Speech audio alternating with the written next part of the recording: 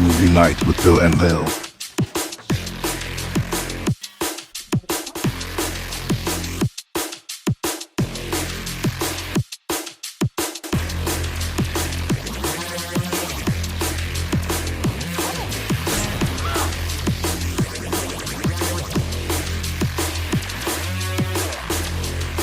Just say to our guests, it's an honor.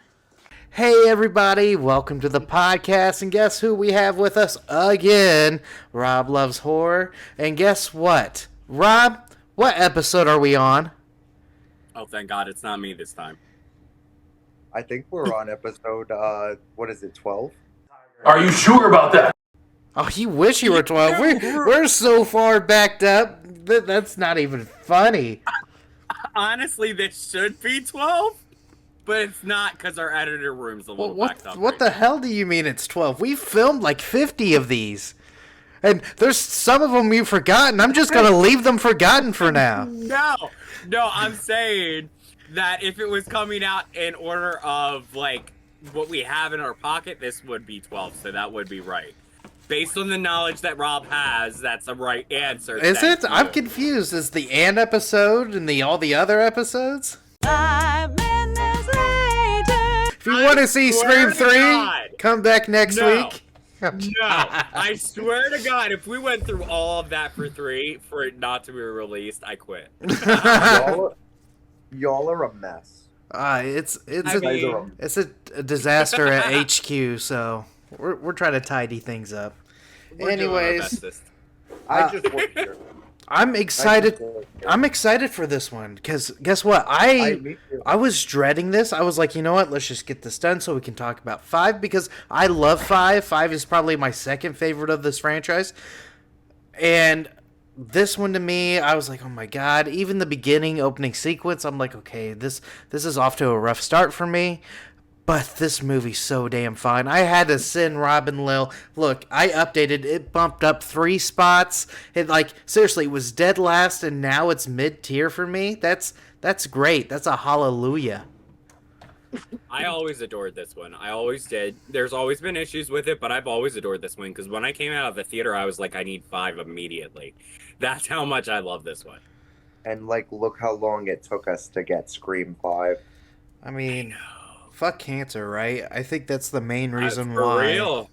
I mean, I think it's pretty comfortable to say fuck cancer because it took a horror legend away from us. And I'm going to, now that you brought him up, our beautiful Wes Craven, our god of horror, in your two's opinions, if Wes Craven never passed away, A, do you think this would have continued in the first place? Or B, if it did continue, which direction do you think he would have went with the cast of characters still remaining if he would have went?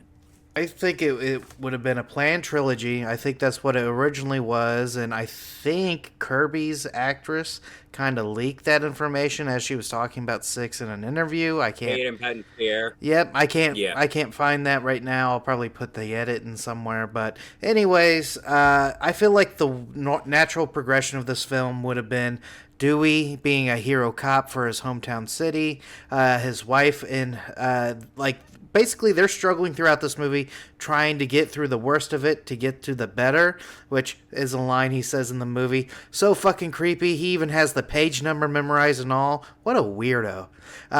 He saves Gail, but dies a heroic death in the next one, and Gail gets her comeuppance with Judy because I bet you Judy had a work wife, a thing for him, and that would have been a great thing to see. Judy was simping for Dewey hard in this one. There was no ifs, ands, or buts. You're not cheating on your wife if you eat my lemon square. She was hot to try with that. For real. With that girl. Lemon You gotta keep in mind, I love the actress that plays Deputy Judy and eventually Sheriff Judy. Marley Shelton is incredible. She's an awesome actress. We'll go into that hallway scene she's in and how well she played that. But I loved her from Planet Terror and various other projects.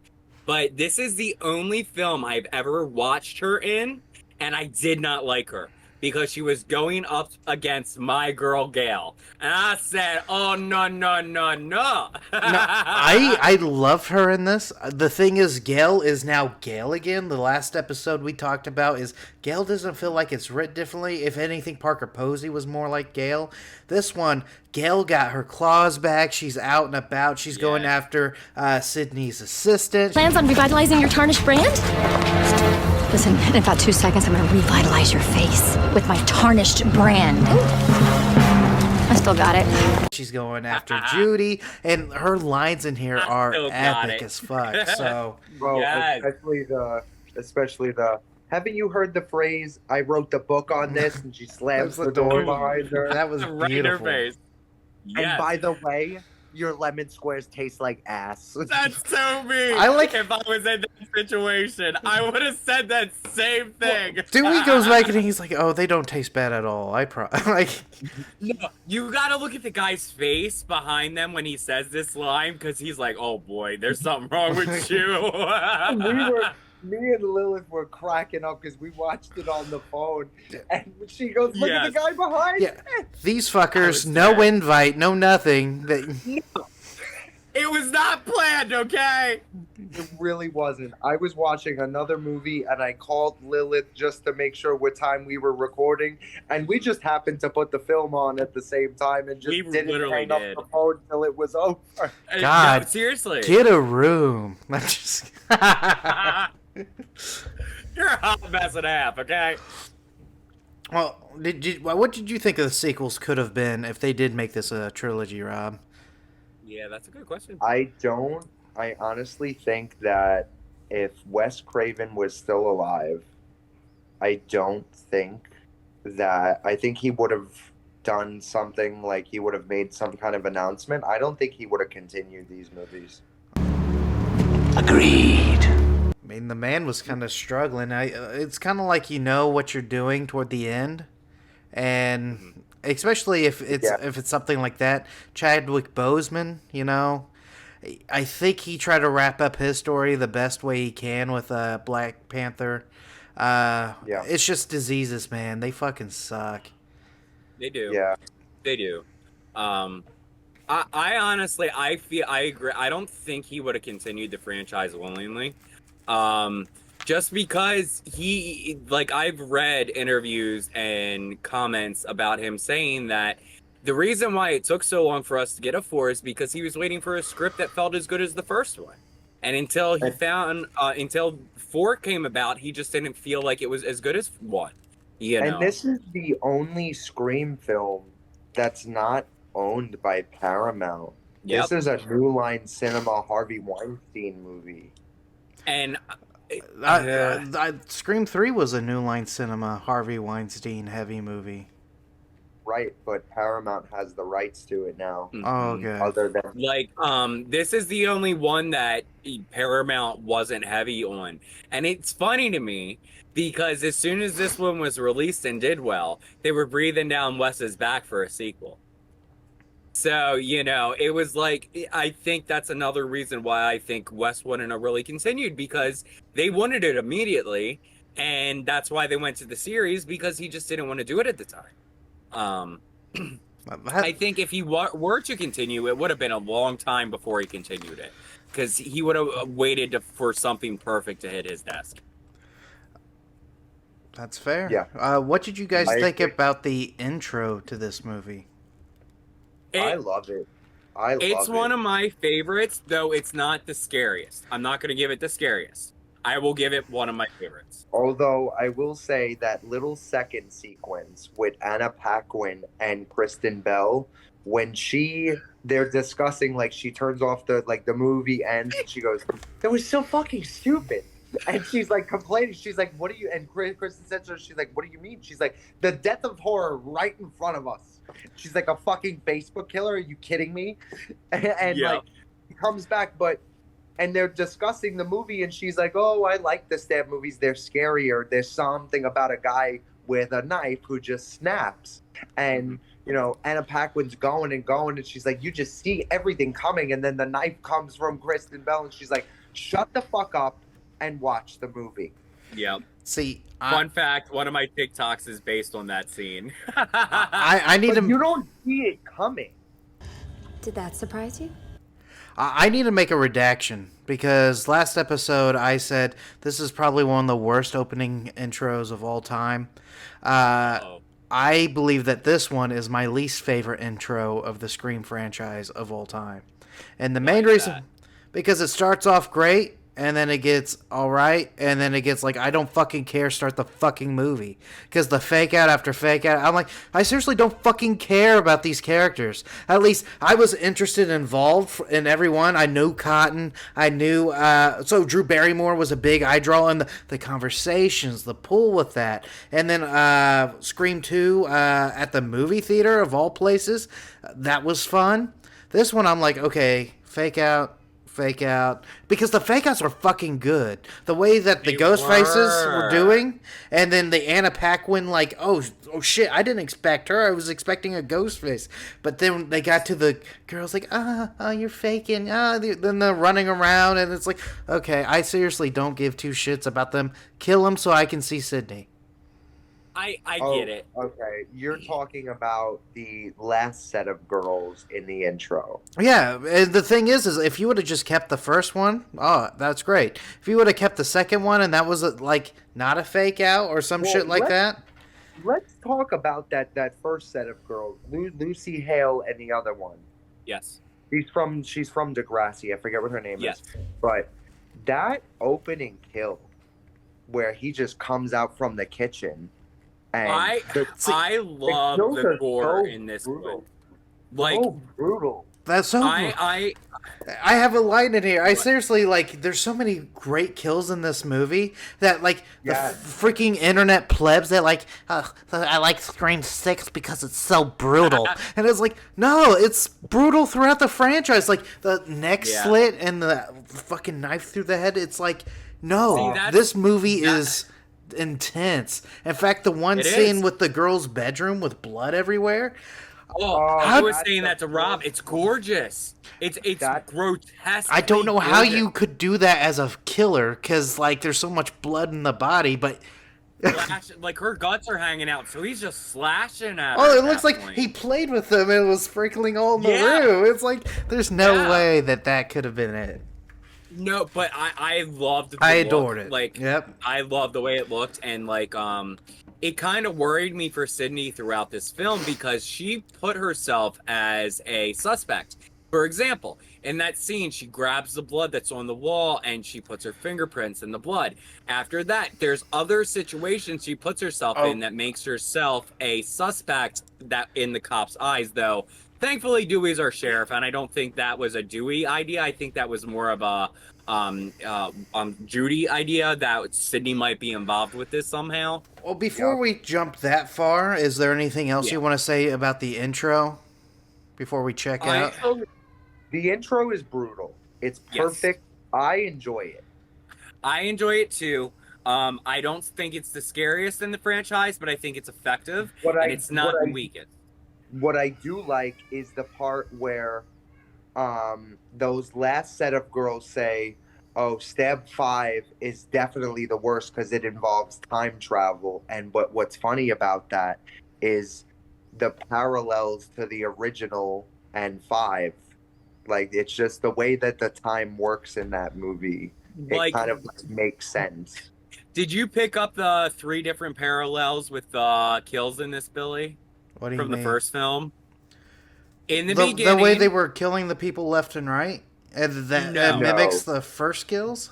No, there's like 4 hints to the first film in this. The first one being her with the garage door. She gets crushed with it, opposed to being taken up like Tatum was. That's an homage to Tatum's death. And then the second one, what was the second one, Rob? It was... the garage and the chair scene. The chair scene. I know that. Yeah, the chair scene. And then there was the ending was done in the kitchen like the original. Yeah, she basically was doing the Stu Billy stab except each other on herself. Yeah. Yeah. And the fact that they had Trevor in the closet instead of Sydney's father. Yeah. Mm-hmm. Yeah, yes, that was another one. That was another homage one. So there was like 4 we picked up. Charlie keeps repeating, he's like, just like Billy and Stu, Billy and Stu. Yes. Like, Yeah. Yeah. There's so much love for the first film in this one, Yeah. an homage to the first film. And I think that's why, for me, it worked so well. And I came out of the theater needing a 5 because it felt like what I've been waiting for out of another Scream film, honestly. Me and Rob agree on one point about the filming that we don't like. Would you like to be the one that brings it up, Rob? Because I know it's in your notes, the way the lighting. Yeah, here's I wrote a pro-con list for this film. And there's way more pros than cons, I'll tell you that. Yes. But yes. This is my only issue, honestly. Before I even turned the film on, I knew I was going to have this problem because I don't like the lighting in this movie. The first con is the angelic, hazy, terrible lighting in this film. Mm-hmm. The scenes that take place at night, very good. Yes. The scenes that take place during the day, inside of a building, no bueno. It doesn't work because it works for the haziness of the nighttime. Like, I know this is Billy's. Billy loves when what's his name gets the knife kill. Yep. And Perkins. And you go ahead, Billy, because this is yours. The light fades out Ghostface, but you can see the fogginess. It seriously looks like a Grim Reaper in the background. Yeah. And then he's doing the slow, the head tilt. It's the head it's tilt so for good. me. Because it's like, oh, tilt. You're still going? Oh, how curious. Well, but yeah, like the daylight aspect didn't work for me because everything's a haze in the background. You know? Oh, yeah. This movie Absolutely. This movie wasn't supposed to happen, by the way. The fact that we got all these characters back is amazing. Huge. Yeah. Real quick, what did you guys think about when you saw Dewey, Gale, and Sydney for the first time? And what was it? It was like 6-8 years or something like that? You go, Rob. I see that face. Because we and Lilith watched it on the phone because as soon as the scene opens, like the camera pulls in on Dewey and he's in bed. They're both him and Gale are in bed, and he pulls the cover over. I was like, oh, daddy. He's beautiful in this movie. Motherfucker has Axel F as a fucking alarm. Like, isn't that the goofiest thing? Yes, but he's adorable for it. He's a sheriff, but he's still angelic at heart. Yeah.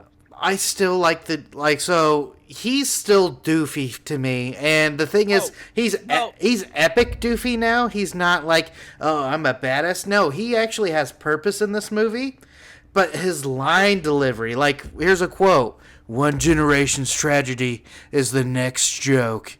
Serious doofy. Oh, I didn't even catch that for some reason. No. We were probably laughing or yapping about something. Yeah, but no. There's a thing. Like, I was discussing this with Rob. It's near the beginning after Sydney, the book. Like, they crash into the book showing, and Sydney's in the interrogation room, and Dewey and Gale have their confrontation. And it's like, Gale's like, we solved this together, Dewey. Like, this was you and me this whole time. Why are you trying to shut me out now? And I was like, Rob, this is so true, though. Because you got to think back to all these movies. If it wasn't for Gale, Dewey would have been stumbling this whole time. See, I love it, though. I even wrote notes about this. I love him pushing her out. Because that big reporter scene where they're all like, so, what do you think about this? And then he's like, Gale, shut the fuck up. I was like, boy! I was like, yes, finally, you embarrass her in public. It's not the other way around. That's where Dewey got his Chad pants for me. That's where he started earning his concrete again. No, I get that. Dewey was very authoritative in Dewey fashion. Go ahead, Rob. What did you say? He said his Chad pants.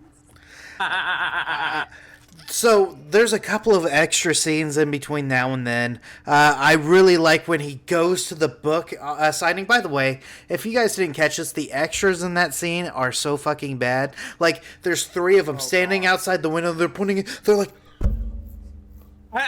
We saw that. We pointed that out. We were like, Yeah. really? Wow. I'm like, but the thing is, they go inside. There's nobody fucking really in there. Like, it's not that crowded. Just go inside and say hi. Don't be weirdos.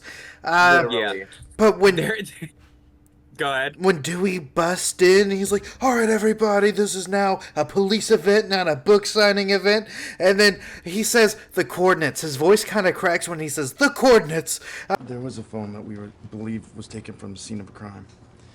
Deputy Hicks has traced its quadrants to this location. Did I do it? Okay, hold on. What is quadrants? No?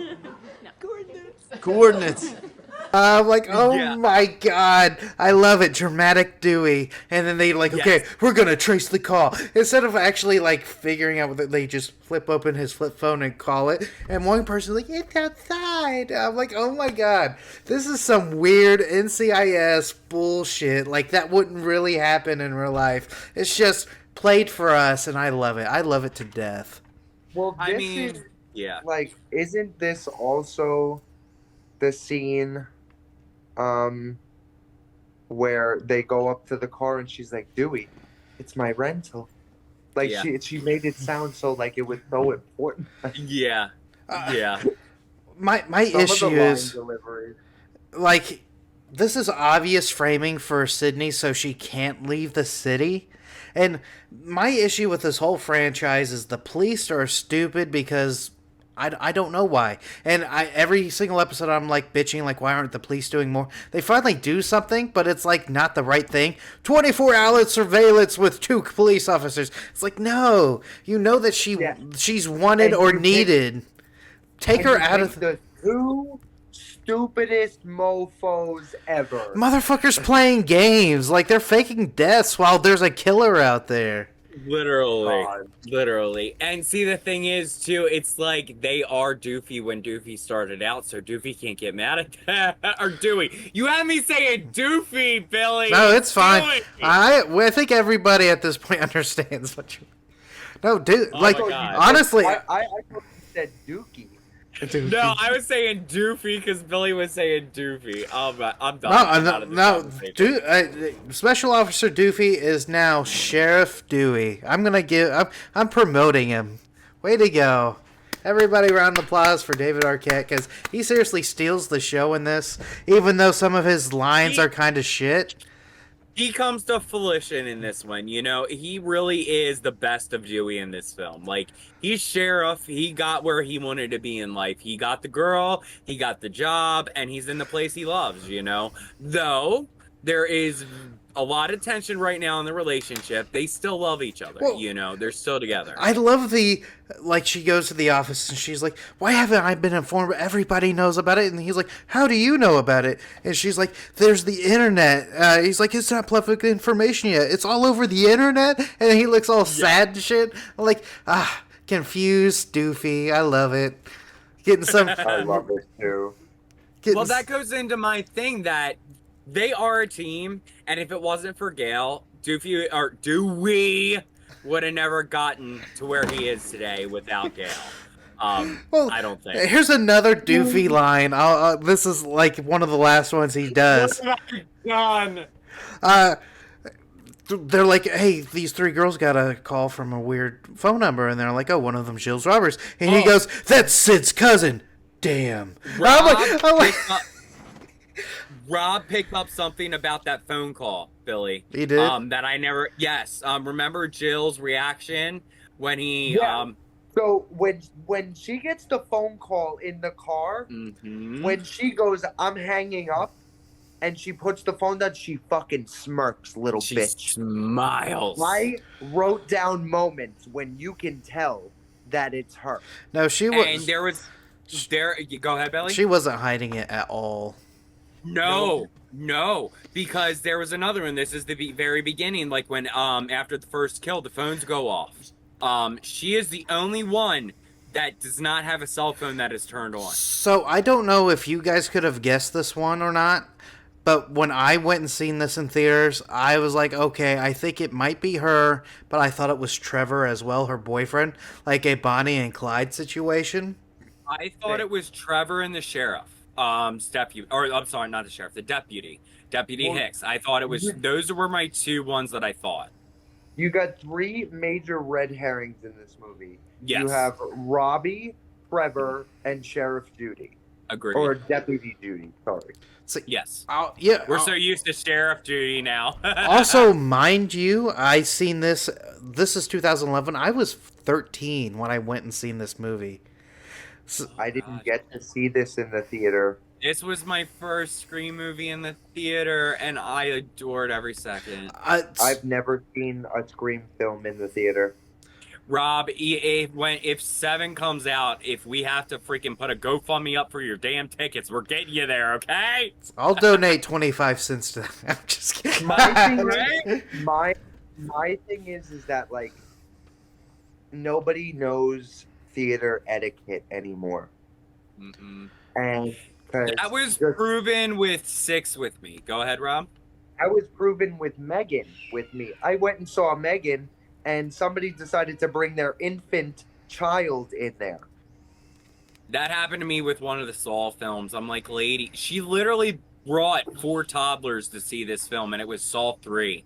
And I'm like, lady, I adore these movies from a young age, but even at that age, this is not a movie you're going to take them to and it's going to to go well. Seeing them early on like a This is Monday. what I say. This is what I say to that. Yeah. Get out. Yeah. Get out.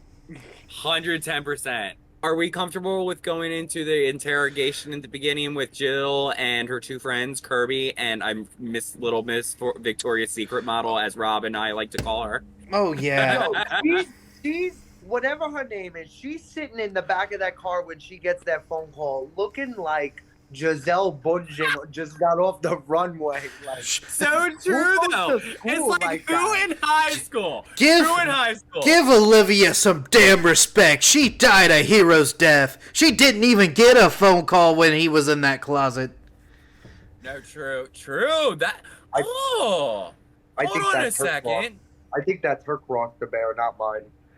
That's She true. can't bear it because she's on the ground dead. Damn it. Oh, let's actually talk about the interrogation. I love Kirby's lines in this. Kirby did become one of my fan favorites. Same. I think Kirby was put there for us. She was fanfare, and she was everything we wanted out of fanfare. Yeah, 100%. She was like the ultimate horror movie fan. Like, she's just absolutely epic in this film. I like Hayden Panettiere in this movie, not as much as I like her in Scream. No, I love her in this movie more than I like her in Scream. So. Well, I feel like we'll get there eventually. she's a closeted, cool, like, horror movie fan. She's not geeky like the other 2 dudes, and, like, it took them going to her house to be like, holy fuck, you have Suspiria and, like, all these other old classic movies, and she's like, yeah. And she listed every single remake that came out at the end. It's like, this girl knows her stuff. She knew her shit. I love that scene. I think that's one of this. I think I did that scene on TikTok, and that's one of the ones that was like kind of well received. Oh, there's one you need to do on TikTok because you would put some TikTokers in fucking check if you did that. The Jill monologue after she's like, fuck friends, I need fans. And yeah, like a lot of people would be like, oh, I like Rob, I like this. Oh, but this kind of hits home. This, I don't know if I'll repost this one. What am I supposed to do? Go to college, grad school, work, look around. We all live in public. We're all on the internet now. How do you think people become famous anymore? Yeah. And see, the thing is, like, this is why I get that people hate Jill, but I get what she's saying there. It's like the 9 to 5 is not attractive anymore. With the amount of options we have and opportunities that could be, that 9 to 5 life is not like what we strive for anymore. And though we don't go out and slice and dice, it's not something that we're striving for anymore. Speak for yourself. That's what I'm in college for, is to get that fucking 9 to 5. No, like, I get that. Like, there are people that still strive for that 9 to 5 job. I get that. But there's a lot of people out there that's not attractive to, and this is not the easiest path to take. So there are people out there that are crazy enough that will snap and take it to this level to get the amount of fame that they want. So I find that her reasonings behind this are extremely believable to me. I feel like there's people out there that will stoop to this level, and it's kind of scary almost. Let's just. I agree with that. Can we jump back to the midway point? Yes, sir. Real quick, because there's a lot I've written down and a lot of Dewey's quotes that I'd like to say. Yes. Why wasn't Dewey like hovering over this project as much as he probably should have? Like, he has deep personal ties and is kind of connected, but the only thing he does is says weird things about how his relationship's crumbling. But hey, your book kind of helped me with this page, and like, hold on, I have it written down. Oh no, I didn't write down the thing because I was so fucking creeped out with how he said it's on page 220, as if he read it like 10 fucking times. Like, go away, weirdo. I mean, he's really in love with her. He loves her. Gail. And that's why And 5 happens. This is the only movie where we don't hear their little theme song. Yes. Their theme is not anywhere in this film. And it's the only Scream film since the second film of its conception that it is not present. Dewey's theme's not present either, which I was kind of bummed out, because if it was needed, this movie was it. He was actually kind of badass in it, and it was like if he's walking down the hallway in the hospital, the boom, boom, boom, boom. Like, I was like, yes, there's my Dewey. If anything, it should have been Scream 5 where that music is present. Yes. Yeah. Yep, I agree. I completely agree with you though, Billy. I think I like Dewey's theme. I like the Dewey and Gale theme. I meant that.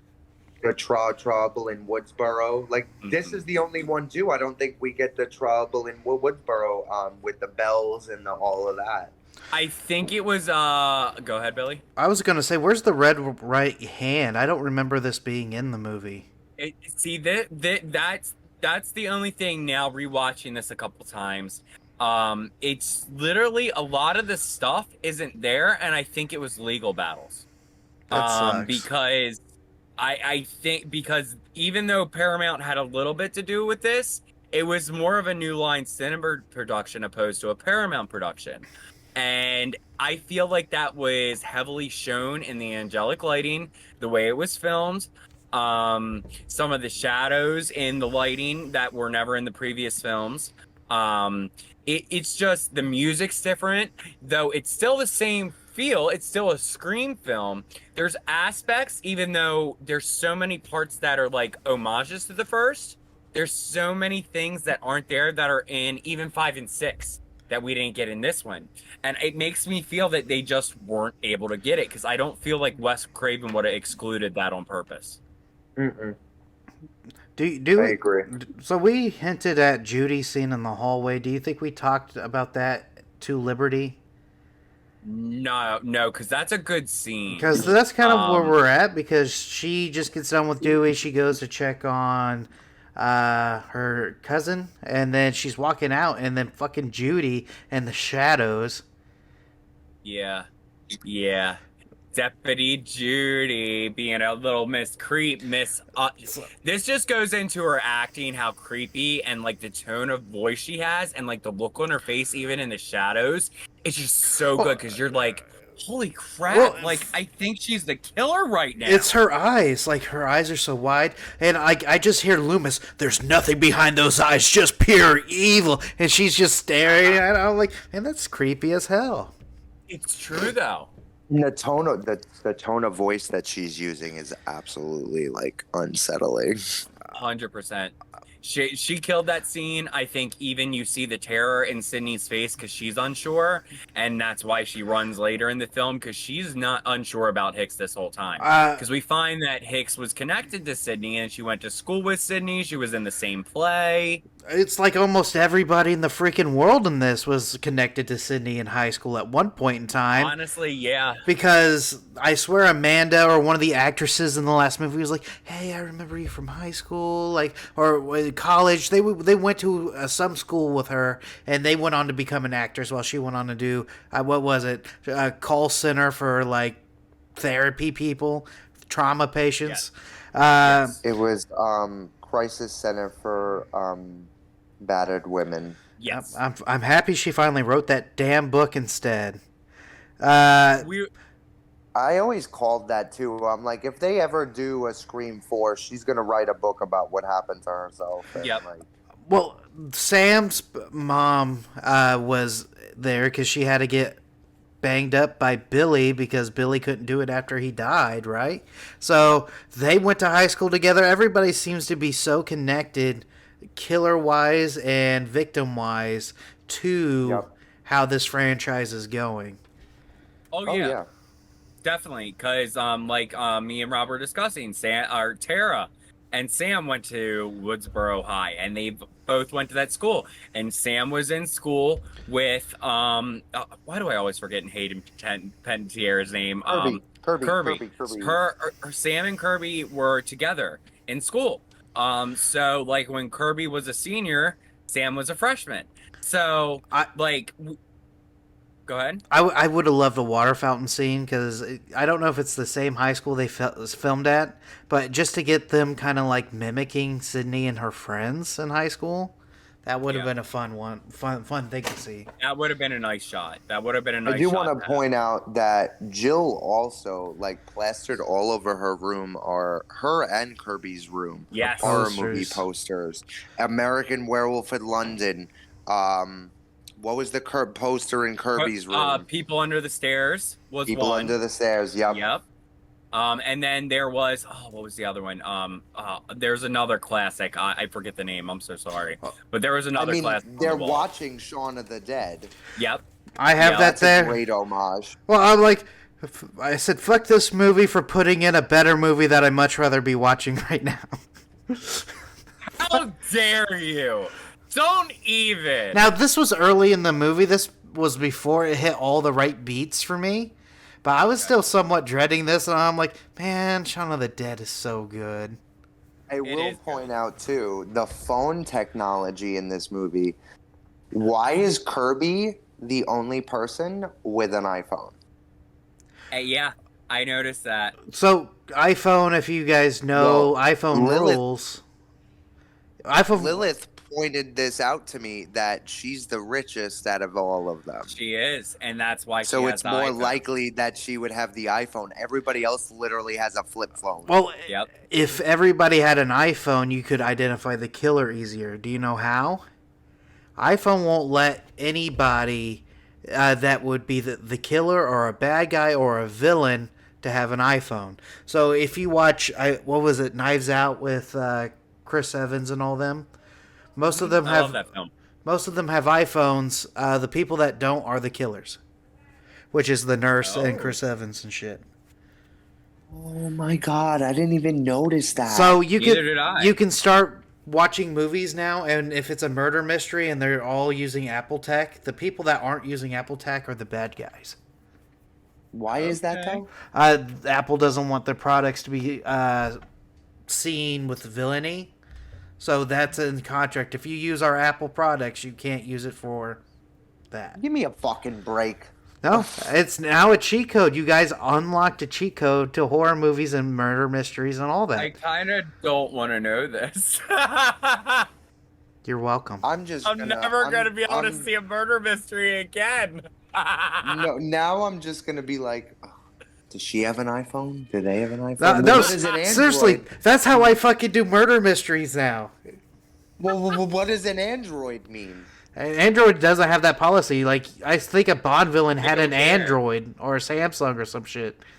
So. Oh God. Okay. I mean, whatever. I know. So I love Apple products just because I can win things easier. I mean, I'm not a villain. I have an Apple.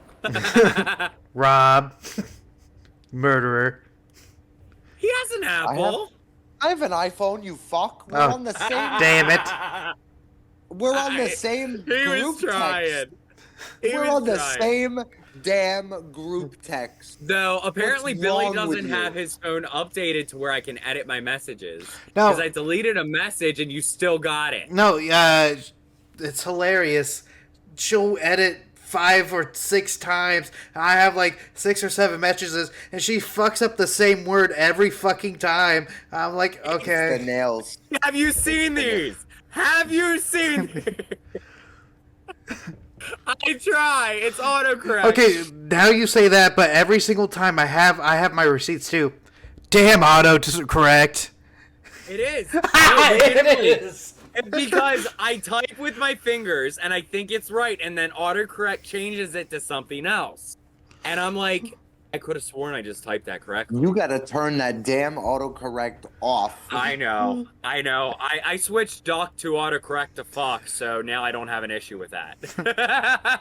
Because you can switch words in your phone to change automatically to something else. So if you wanted to write mofo every time and have that fully written out, you can make your phone change mofo to the full word. Oh my god. Yeah, I know.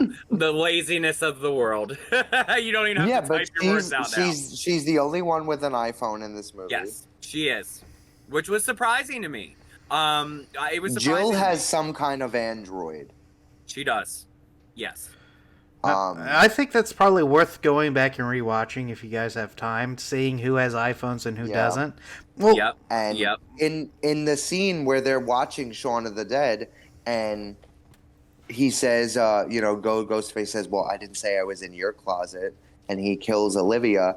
Mm-hmm. Jill has her phone pressed up against the glass like she's recording it. When her and Kirby are up against the glass and the girl's getting killed out the window, like Rob pointed this out, her phone is pointed directly like she's filming that what's going on. Yeah, like her hands are pressed up against the glass, but she has the phone pressed up against it, and she's like freaking out, but she knows it's recording. It would make sense since they're filming all the murderers. Yeah, that's the thing with this one that I enjoy, is that they're the only ones to film it. Yes, they're trying to, like, it was all about like being a film in the original, but it wasn't about making a film. And it was literally, this was the first one where they're making their own film and trying to get their names out there in a way. And, you know, I mean, hey, it was new, but it worked with the formula. So it really does. I think so. That kill, though, I want to say her screams, the brutalness of it, her getting knocked into the cabinet, like, it's a rough one. And the bloodiness of the room is just grotesquely gorgeous afterwards. Take that, Scream 6 lovers. You can almost compare it to the Terrifier 2 bedroom scene. You can, because like the vanity's very close. You know, it's very alike. It is. No, I think the further and further we go with these movies, the more I love the effects of these movies. All the Scream films in worst to best are in the order except for 5 and 6, and 6 goes in front of 5, and 5 is at the last for me. That's the only place that this franchise rearranges the spot for me. They all go in order supposed to that. 4 is everything I wanted out of a continuation of the franchise, I feel. Opposed to like the shot, like the way it's like the coloring of the daylight scenes. The haziness just doesn't work. It's just like it's so saturated almost. It is. It's kind of like I was like, it feels like they went on CapCut, put the film in CapCut, and put the angelic filter over it.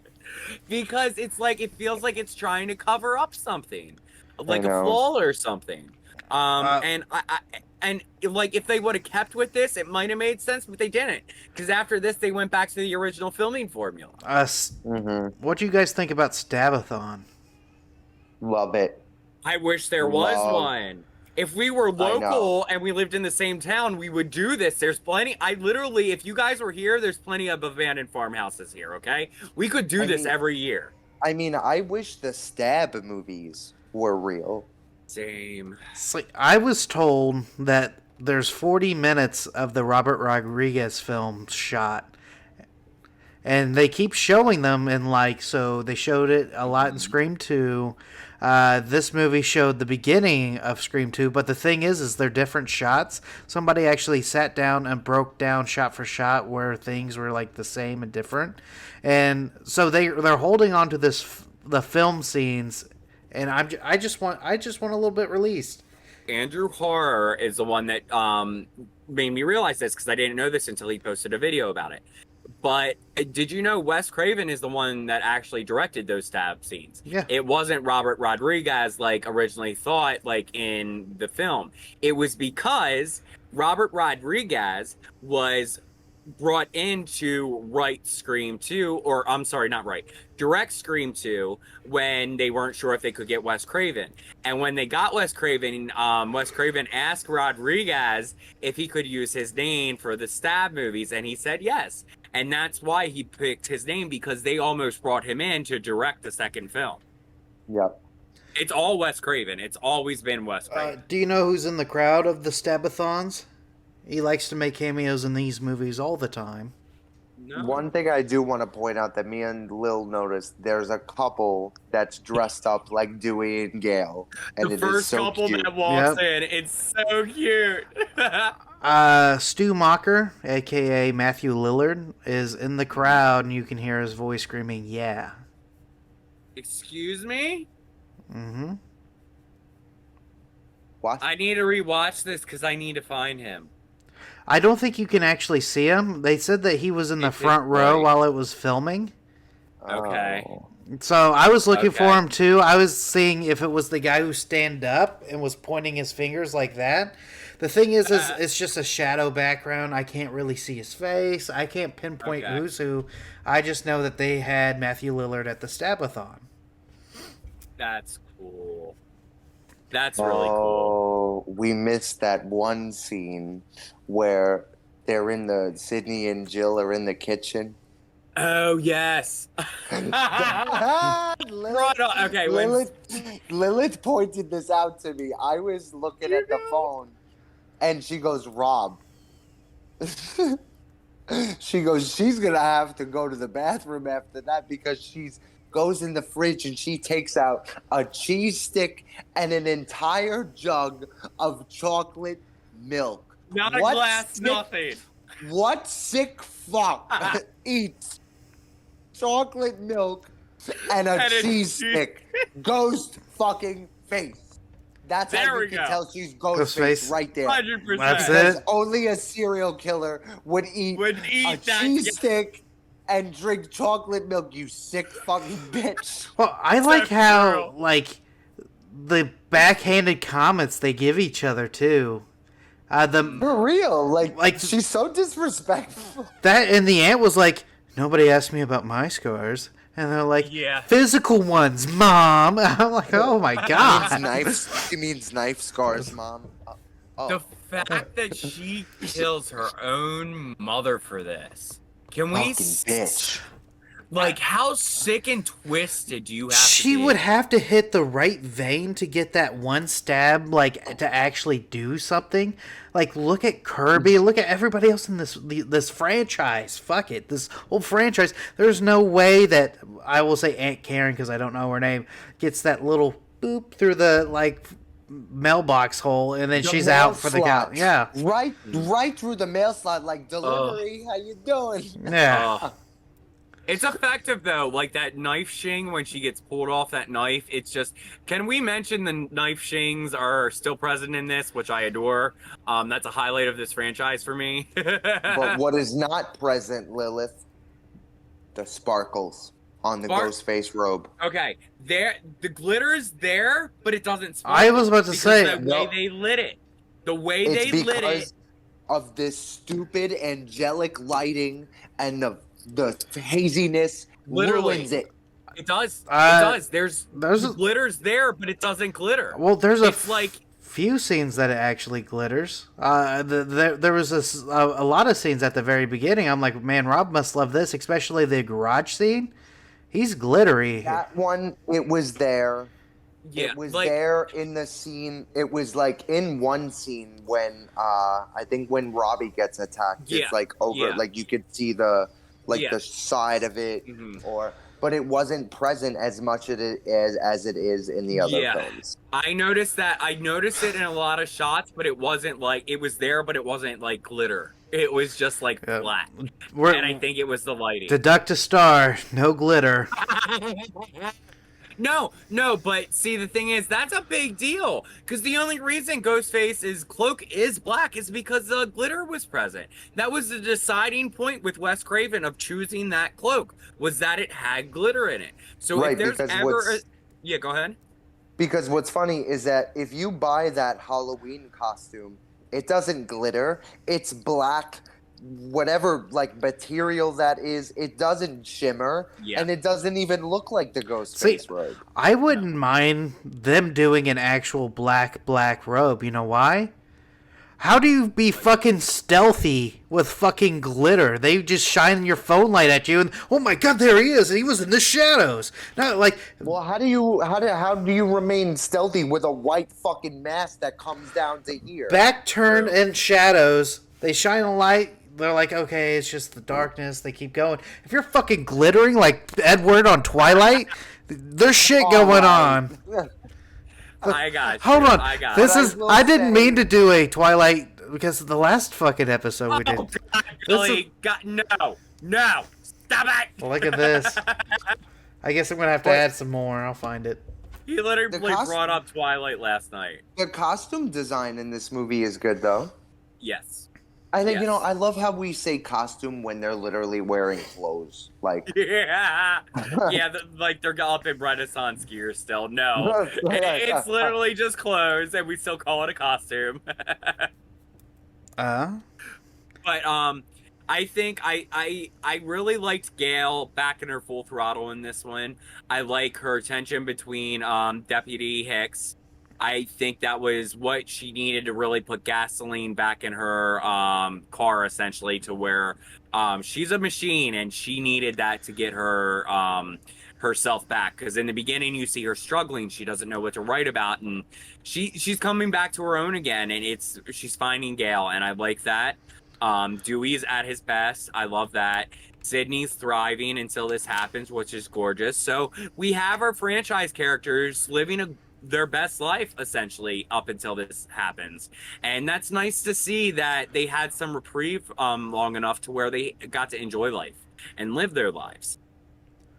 Yeah, though, Sydney is like, again, like she's like, can you imagine like when they opened that trunk, and if Sydney was a real person, the gut feeling she would have to have, like, oh my god, not this even is that happening.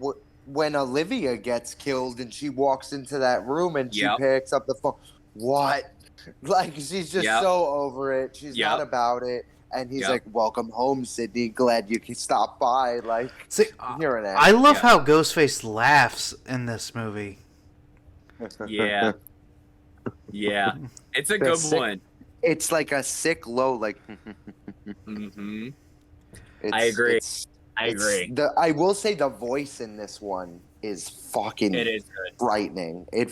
There's some lines like I missed my favorite line, and it's the line where he says, "Oh, I'm gonna slit open your eyelids so you can watch." Mm-hmm.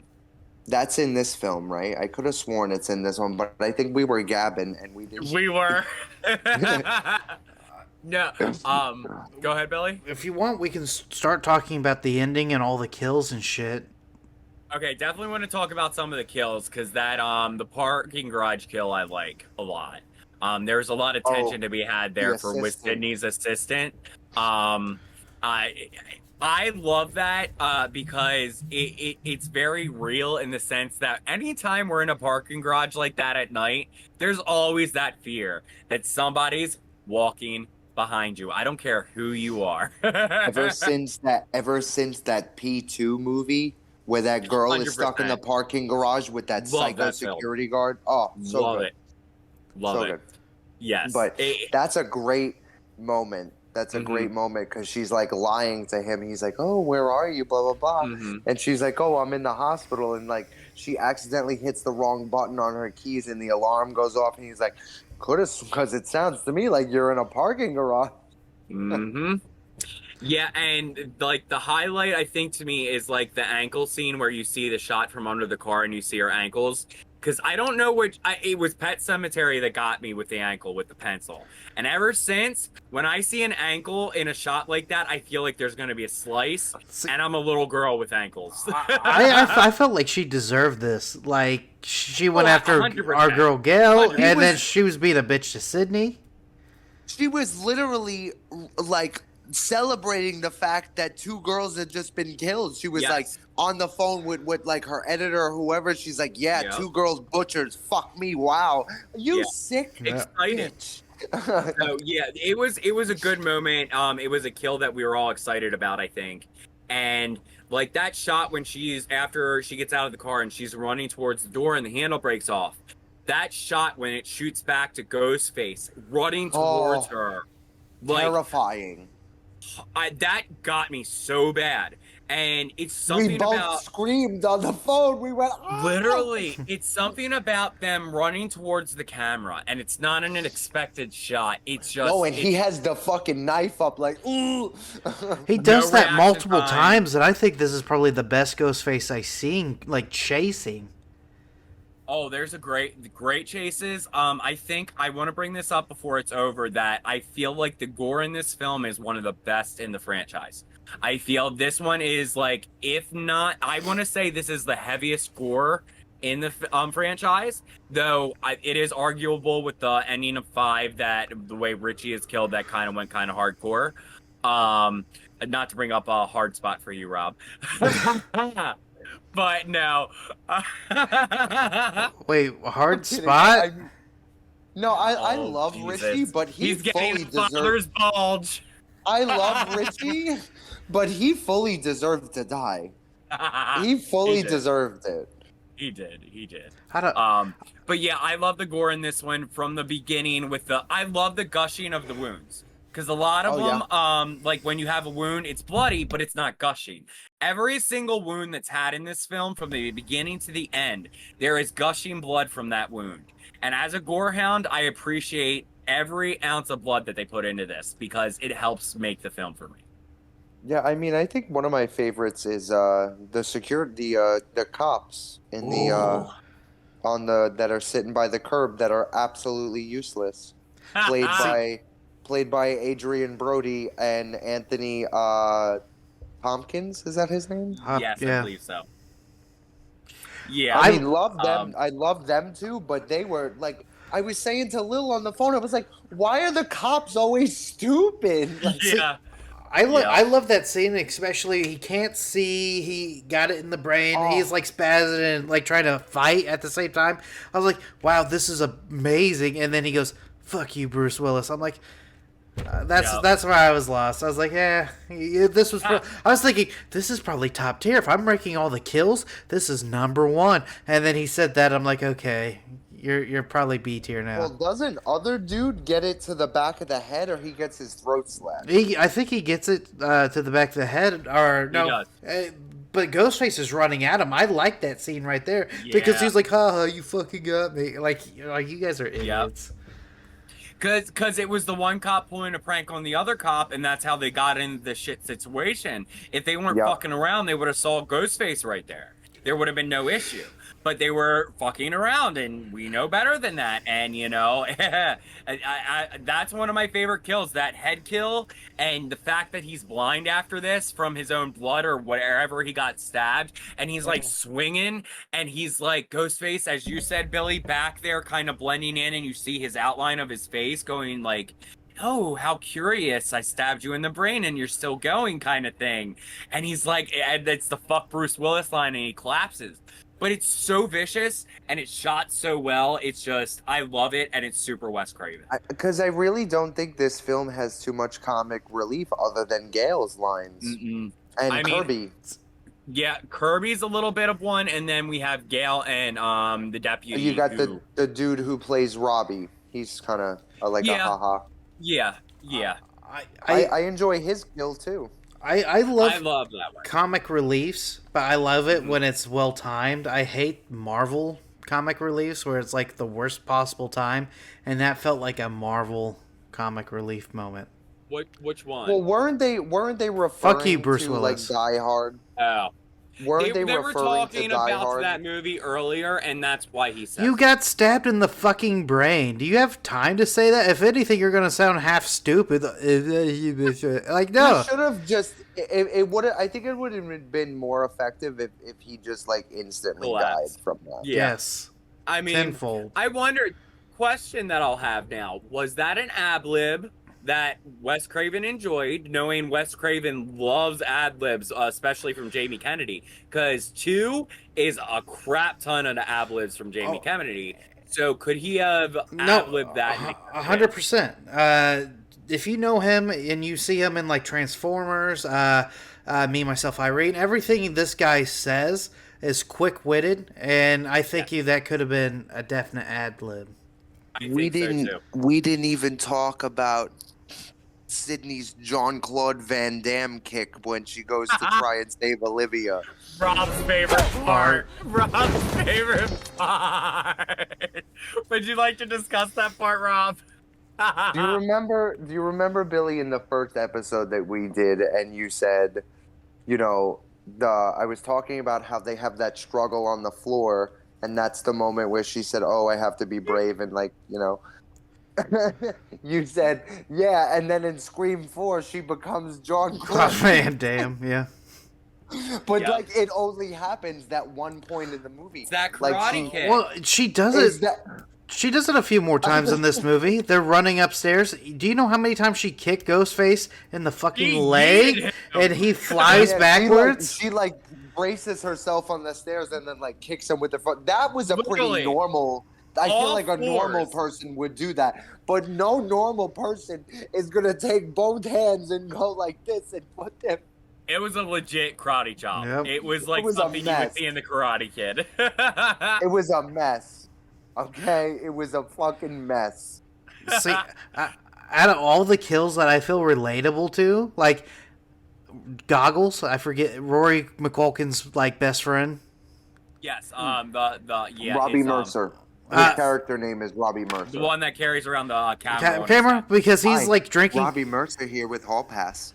Yes. He's drinking at the worst possible time. Like he's going through the issues, and this is me. If I am probably gonna die, I would go through the list of things to get me out of dying. I'm like, I'm gay, and then Ghostface, the head tilt. Like, really? Well, they say in that film class that to survive a modern horror movie, you pretty much have to be gay. Yeah. I'm gay. And I don't mean it in a sussy way, or a twinkie way, or fruity way, or fairy way, or any other kind of slur with an F. I'm gay. Straight up. That's I'd say it to get out of it. Oh yeah, you know what, Mr. Ghostface, whip out that cock. No, I wish they would. I'm crying. It's like he just said that word, and it reminds me of the scene in Scream 6 where the what's her face walks in and she's like, "Oh, did I cock block you?" And Chad is just like, "Stop saying the word cock." Speaking of, and we're the gay ones, Rob, and he's the one talking about cock-a-doodle-doo over here. Speaking of hard wieners, my issue is this is a great transition. I'm not going to pass this up.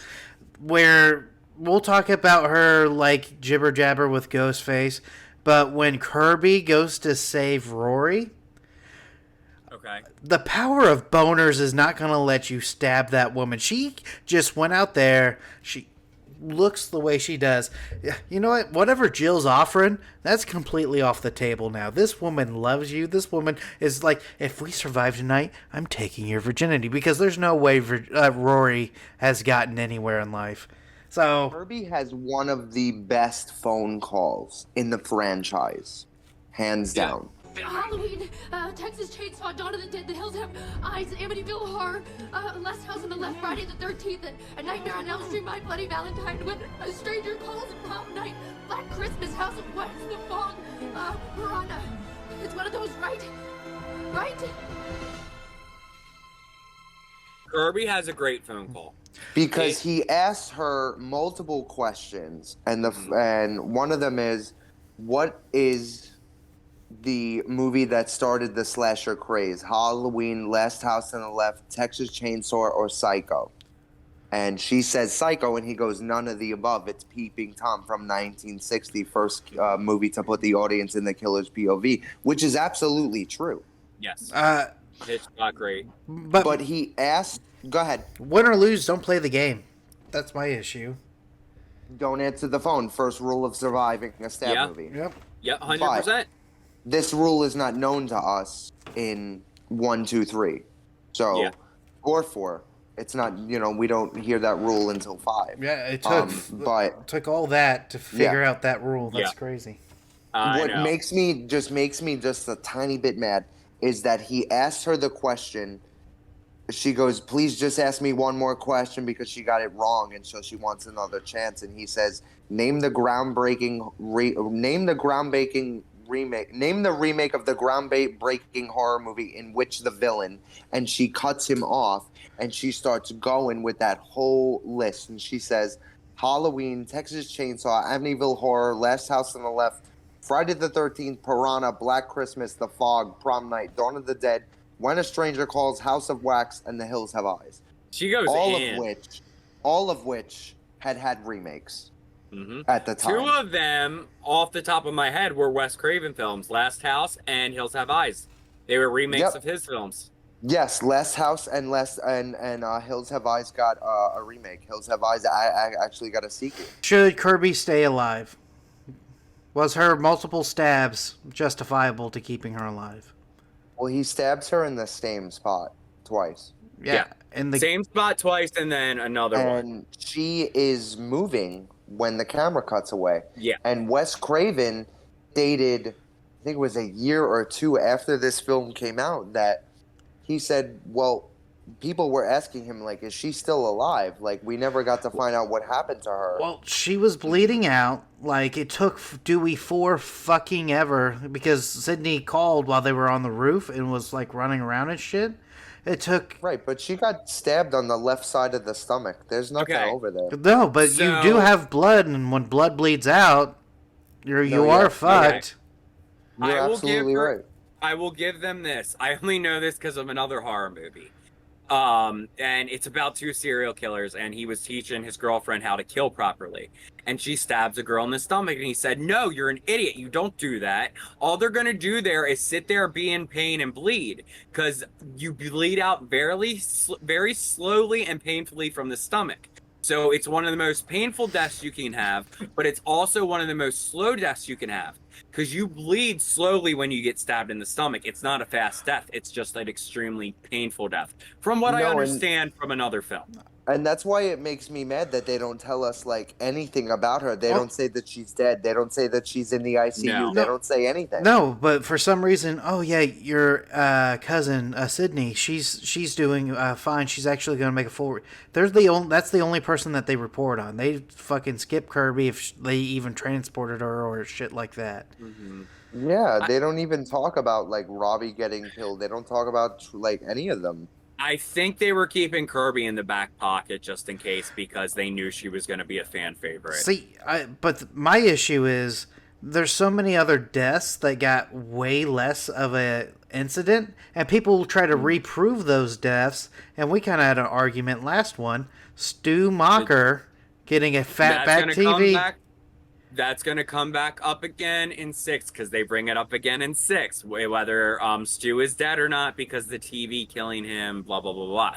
But we got to keep in mind, he didn't just get crushed by a TV. He got stabbed multiple times by Billy in some very vicious areas. Oh, not as... if they bring him back after all of this, it's not going to be effective. Screw you! I quit! What? Quit? It definitely isn't. That's my issue. Question to you two. Do you think that he would do it anyway? Like, do you think he would come back as Stu? Matthew wants to come back. He wants to come back, but how are you going to make that believable? Because if he has been in, like, an insane asylum, why haven't they said anything? Well, easy. I think this is easy. He escapes. They don't want to talk about it. They are like brush under the rug. He was supposed to be the 3rd killer in Scream 3. They have the footage of Ghostface stepping out as they're doing a pull-away shot. He talks to Roman, talks about Sydney's fears, Sydney's anxieties. Him and Roman are in it on Scream 3. That didn't pan out. I would not like him to be involved with Scream 4, but instead building up the shops to get Scream 5 going. He's still living in the fucking house as Scream 5's taking place. After Scream 5's taking place in Scream 6, they talk about his shit and how it's like all this and that. They have bloody shirts and robes and all that of Billy and a bunch of other victims. They only have Stu's robe. They don't have his final death gear.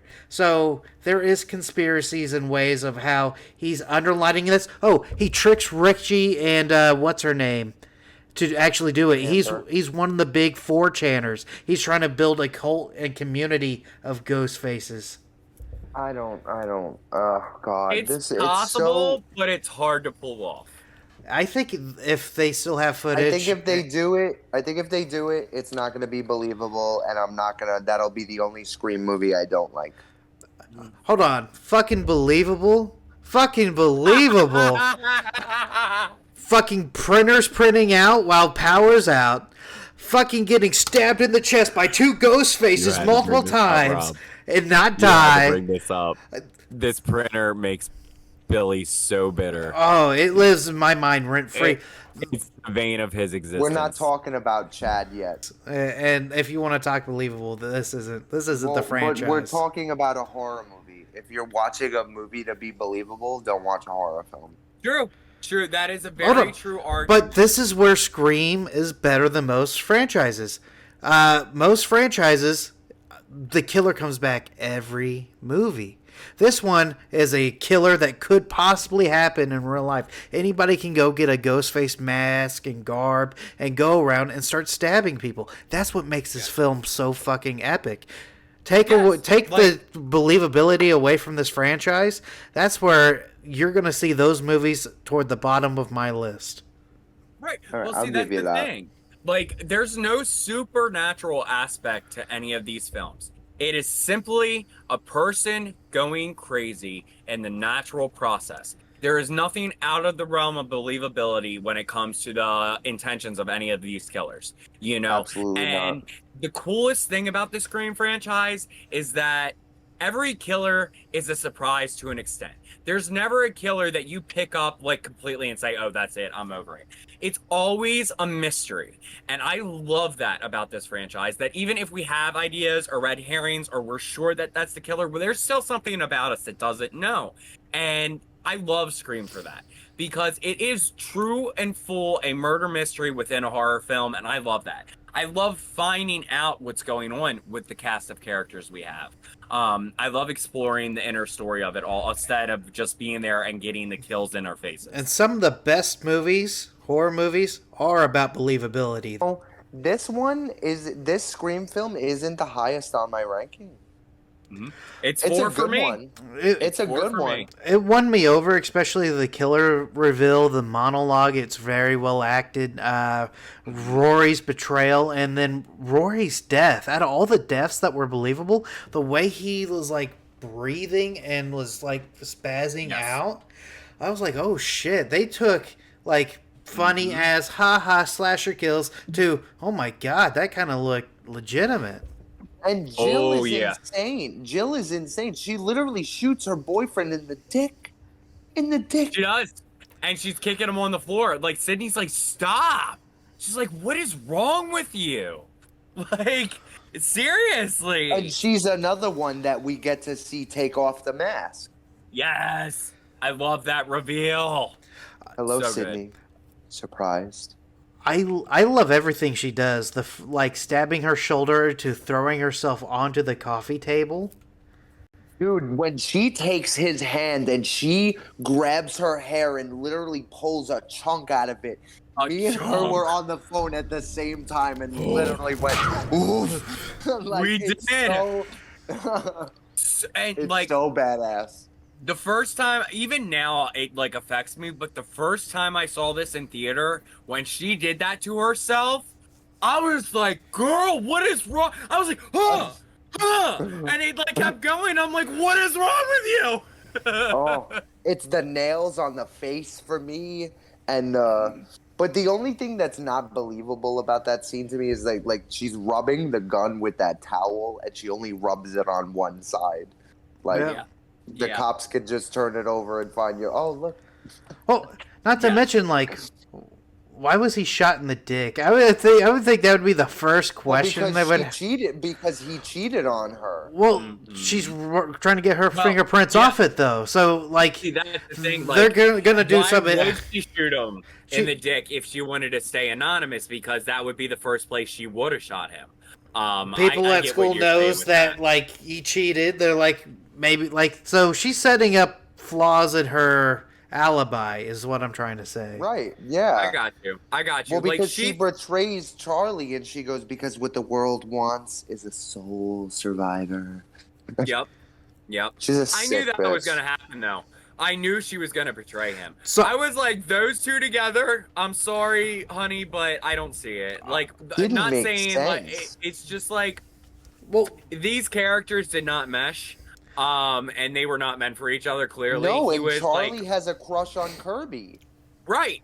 And the fact that he did that to Kirby after, like, it's like, dude. And his reasoning for doing it, it took you then There's to notice me, you not stupid bitch. not believable. He definitely was probably turned on that He she's going through all these deserved to hoops. Die a virgin. He deserved to die a virgin. If he's gonna stab Kirby just to have a spree with Emma Roberts, I'm sorry, you're making the wrong choice. I completely agree with that.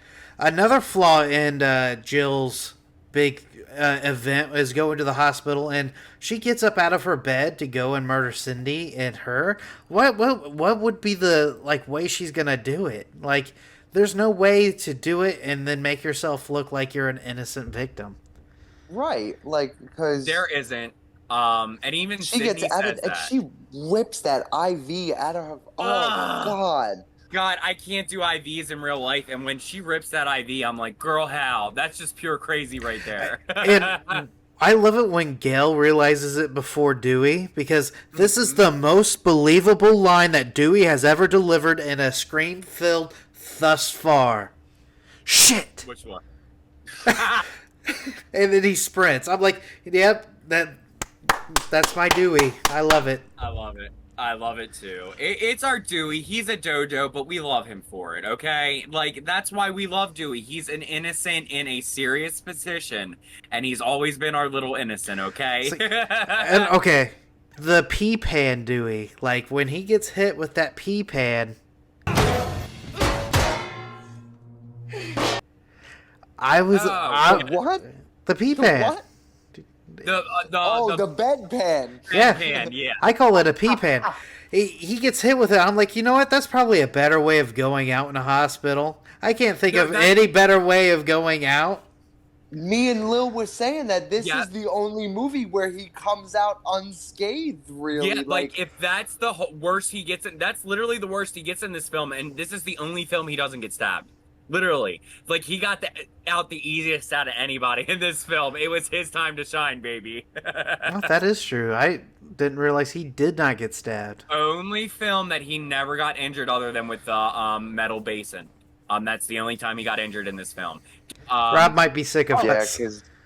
Because that's going to be fun. Because that's going to be fun because Scream 5 is one of my favorites. Oh, yes, it is. It's mine too. We're going to hear Richie. I need to keep a Richie count name drop so I can take a shot every time that Rob and you say Richie, you little simps. Oh, no. We're not drinking on this podcast ever again. Never. No, when I watch the podcast. Actually, I'm gonna make a drinking game. I had a great time drunk the other episode. The Cabin in the Woods, I was tipsy and I was living it up. I was the only one not drinking last night, Rob. I was being a good girl. I was drinking orange I think juice. it would be fine if we were drinking on a movie that we do like, but being as Scream 3, me and Billy aren't the biggest fans of that film.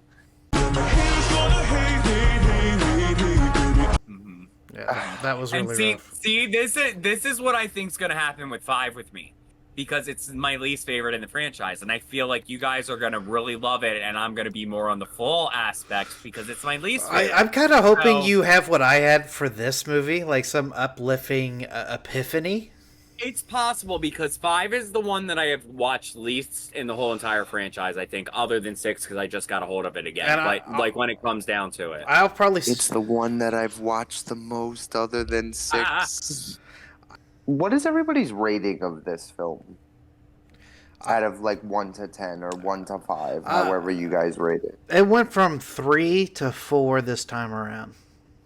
Okay. What do you think, I gave it a 9.5 out of 10, honestly. Holy cow. It moved from an 8 to a 9 for me this go around. So, but it still stays in the 4th slot in the overall franchise for me.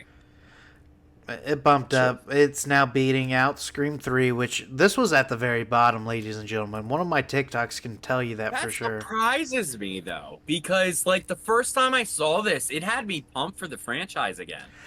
Yeah.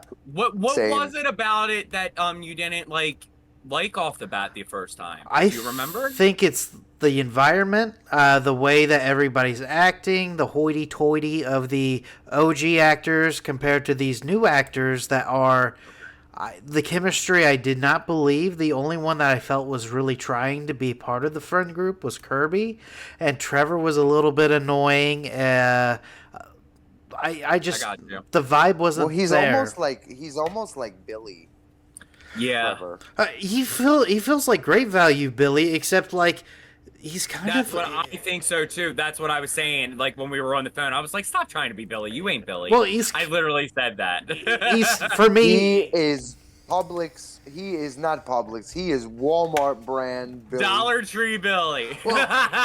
For me, he was a bigger wussy than Billy was, and this is saying a lot because I love Billy. Don't get me wrong, but he was a mama's boy through and through. When his emotions showed, it was seriously like. It's true though. It's true. Billy was always based on his emotions, so he was. Even though I love Billy, he was not the strongest. This guy was wearing his emotions on his sleeve for Jill, and I'm like, man, quit simping. I mean, he really wanted her back, but he fucked up. He cheated on her. Yep. Yeah, I felt for him at the end when she was going off on him, and he's like, "What the fuck, Jill? I loved you." I felt for him with that line. Though he didn't plead for his case throughout this film because he was a believable red herring. He was kind of a dick. So I was like, you didn't help your case, dude. Well, was there anything else you guys want to touch base on this movie? How are those stitches? That's one I got to bring up. How are those stitches when she's punching Sydney? Because, oh, that hurt when I saw it. And then Jill's ending of "Don't fuck with the original." I love that line. It's my favorite line after she zaps her in the head. Me and Lil noticed. We were like, "Wow, this is over already." It felt like that. No, this is the shortest of the 4 we watched so far. It was only 150 minutes compared. That doesn't surprise me. Yeah, compared to the rest. That's surprising. But it's surprising that it's the shortest, but it's not surprising because it goes by so fast. It's the pacing. Yes. Pacing. It's got good pacing. It is. It is. And I'll give it to Wes Craven. You know, this was his final film. He did not do any film after this before cancer took him after this. And at the end of the day, I will take this as Wes Craven's end of his legacy piece because it was a hat to what he has done in the past and really a love letter to his fans. And there's not, you know... Yeah, I remember when his death was announced, I was broken. Same. I was like, oh my God, we're never get another Scream film. We're never going to get another Wes Craven film. And my mother was in the other room when I found out it was on my computer. And she goes, why are you crying? And I said, because Wes Craven is dead. And she goes, who? I was like, oh, mother. Even my mom knew who that was, and she was, like, really sad with me. My mother was not about the horror films, though, really. She's not either, but Scream is one of those rarities where my mom will sit and watch Scream with me because she loves the Scream franchise. My mother liked the classics, you know? Same. Like Halloween. Yeah. So. She doesn't like the brutality of the newer Screams. She likes the original franchise. The excess of blood is not her favorite. So the original franchises are her favorite. That's why my partner won't watch the new ones, because he's not about the gore. Yeah, man. Yeah. That's so confusing because 2 and 3 still has a decent amount of gore in it. Yes, but I think 4 is where they really stepped up on the gushing and the viciousness. Though it was there in Scream, that's why I adore it. It's always been there. But yeah, I recently really just got him to watch 5, or like he got to see the final act of 5, and he was like, "Wow, that was actually pretty cool. Like that was a good ending to that one." I feel the same way about this one. I like the way this one ends. Like we end in a different spot. Like we're not in a house. We're in a hospital. Like But you said, Billy, makes it feel rushed, or what was the word that you used? The hospital scene? Yeah, like the ending on top of the ending type of thing. Like I felt like it was a hat on top of a hat. They finished this movie. There was no finality once they went to the hospital, but then they're like, "Oh, let's do this real quick," and this real quick kind of took its time.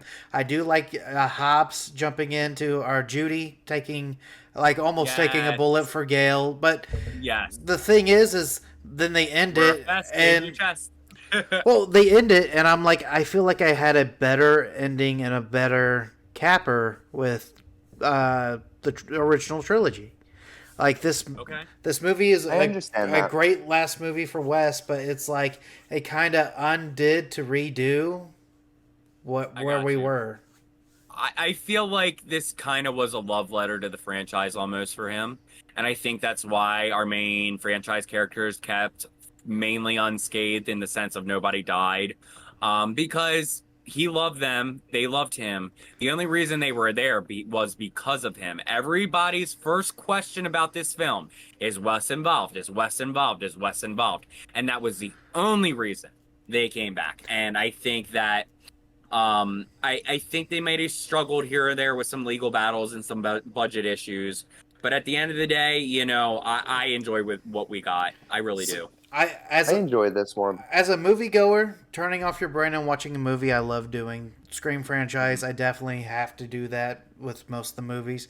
But if I'm being a reviewer, a critiquer, and I just blindly say, "Oh, this is a great movie," I don't feel like I'm doing that job justice. No, not to mention, I'd be discredited full-heartedly. Fun fact that I want to bring up for people that don't know this. People always wonder what happened to Sydney's father. There's a deleted scene in this film between Gail and Dewey that explains that Sydney's father passed away, and Sydney has not been back to Woodsboro since her father's passing. So this was a huge deal, Sydney coming back. So God knows how long Jill has been planning this and waiting for the day Sydney came back into town. I did not know this. Wow.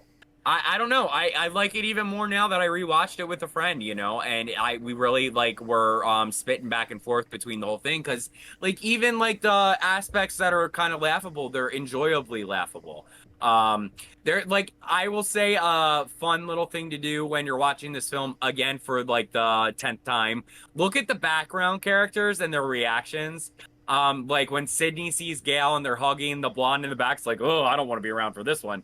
And like with Dewey, with Hicks in the background, the cop that's sitting at the desk, he has a great reaction. So some of the extras in this are really fun to look at. What do you guys think about this film, and why should people watch it? I mean, I still think it's a great Scream movie. I think, you know, if you want to see something Wes Craven worked on. And I don't know. I really like this one. I really don't have a bad thing to say other than the lighting. Nope. Same. 110%. I agree. Yeah. Are we ready for the game? I think we're ready for the game. Rob? Who's doing the game? Rob's doing the game. And Rob, can you explain the game to us, please? Yeah, so I am going to give Billy and Lilith 5 movie titles, all from a specific kind of category. Yes. And they're going to have to try and guess what the category is. Get my trust. And they are going to also, they're also going to rank these films in spots from 1 to 5. Yes, sir. And you cannot change your answer. Damn it. I thought the rule changed. Okay. Billy was No. waiting for an out. He's never let anybody else do the rules before, I don't think. We're And that was only very I only special. have 5 this time because last time I think I did 6. Okay. No, we're good. We usually do 5. You're good. Okay. So first film, the OG Fright Night, the original Fright Night. You want to go first, Billy? I like that movie a lot. I'm putting in that at 2. I'm putting it at 3. Okay. Not my favorite vampire flick, but a solid one. You're putting it at 3. Okay. Yes, please. 30 Days of Night. Is this vampires? Son of a bitch. I know. It is vampires. I'm putting mine at 3. 30 Days a Night, I'm putting mine at 4. Okay. Okay. I'm nervous. From Dusk Till Dawn. 1. Instant 1. That is my favorite vampire flick One, of it. baby, the one Yep. to rule them all. That is 1. I think I'm Billy? doing the same. Okay. Honestly, that is my favorite vampire movie other than one random. I think you guys are going to be mad about this next one. Oh, yes, I am. The Lost Boys. Yeah. Go ahead, Billy. Go ahead. 4. 5. I've only watched it once. I know everybody hates me now. I'm kicked out of the club. I got 2 left. I have 2 left. Where did you put Lost Boys, Lil? 5. Okay. So I should have 2 left. Let the Right One In. Okay, the original or the American remake? The original. Okay, I'm glad. I'll take that as my 2. I will take it. That is a solid film. I like the story of that one. I was not expecting it. See, Rob has done something that Lil could never do, and I'm so disappointed in my list. What? Because my whole list is completely flipped. He added Lost Boys, and I'm like, oh my god, that's like my all-time favorite. But I added the film we were talking about as a trick last time. I know. I saved it to the end. But I felt confident, and I was happy with my list. This one, I'm like, Rob, you got me. So Rob won. Lil never won. Fine. So Fine. Okay. Be that way. be that way. So where are you putting Let the Right One In, Billy? I only have 5 left, so that's where it has to go. Oh, that's true. That's right. Sorry. Well, that sucks for you. Oh, well, I'm fine with... So, Let the Right One In, I'd probably keep at 5 because that's not my favorite vampire movie at all. Okay. I really like campy ones. If anything, I would drop everything down and put Lost Boys to 1, and that would be a great list for me. I had a whole nother list here. Do you want to do a second game? Rob's prepared. If he's prepared for a second game, we can do that. Let's do it. I love it. Okay. I love these games. I need like 50 of these in my life. Dawn of the Dead from 2004. Shit. That's a hard Low one. Thirst. Go first. I don't like you.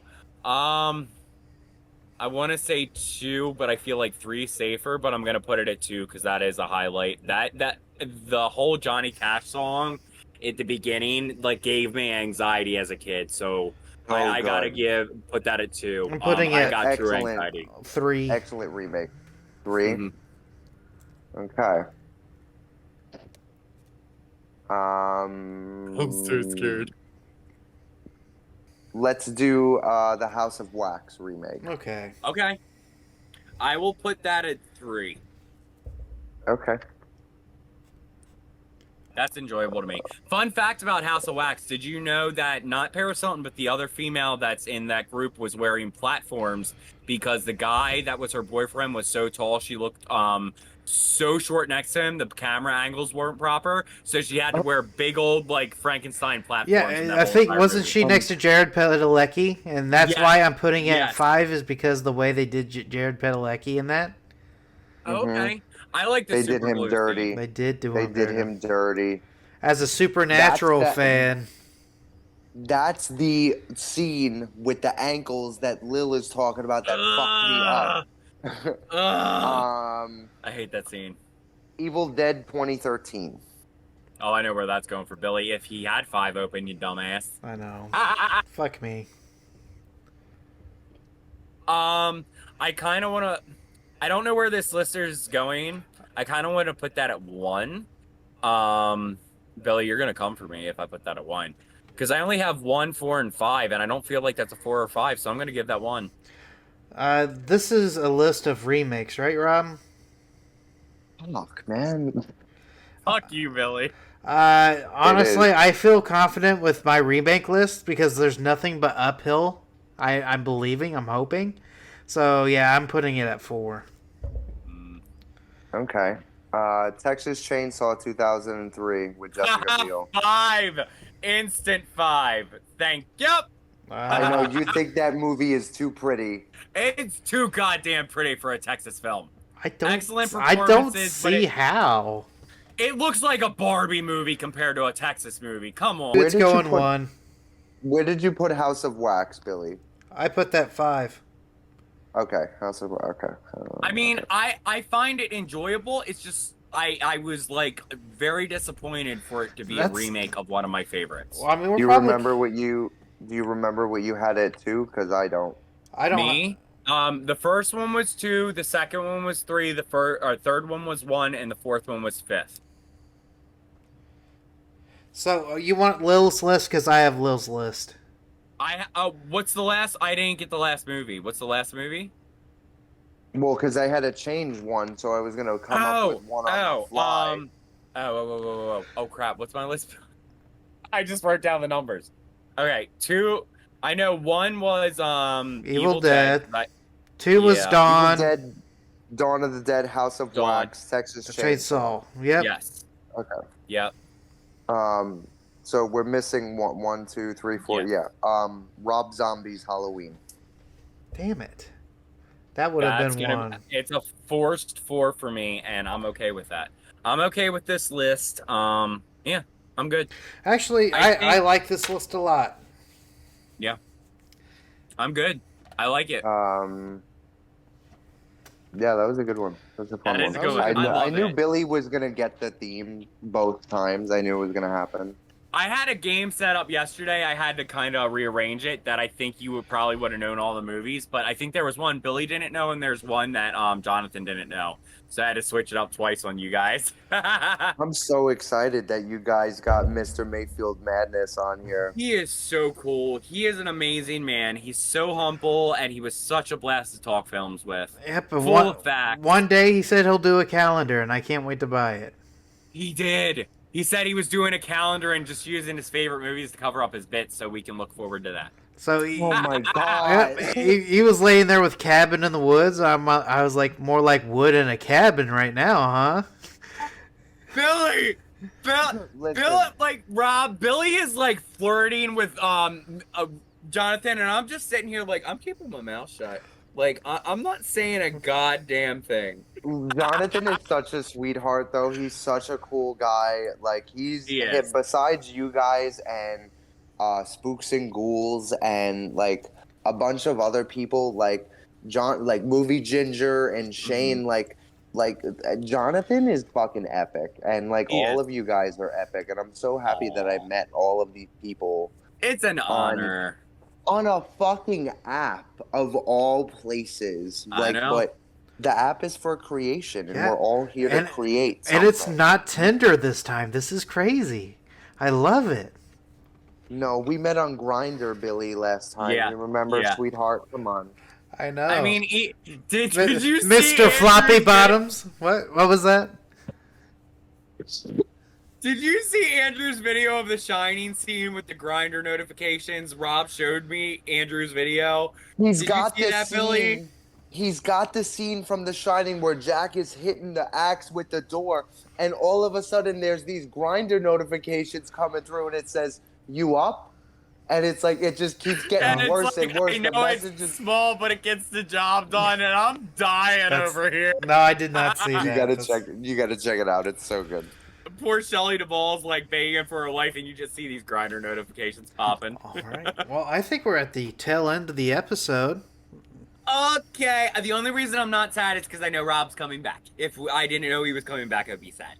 Well, I think we confirmed that with Scream when we did Scream 2. Yeah. And I think I think honestly, Billy, you should be there next time we watch it on the phone because that was a blast.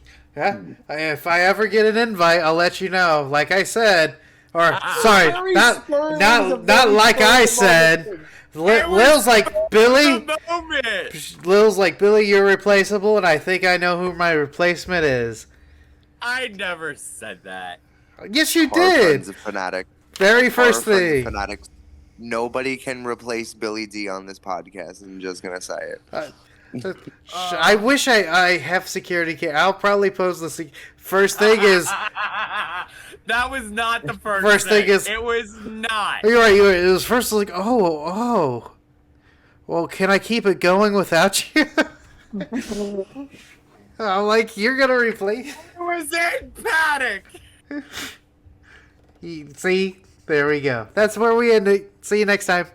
I hate you.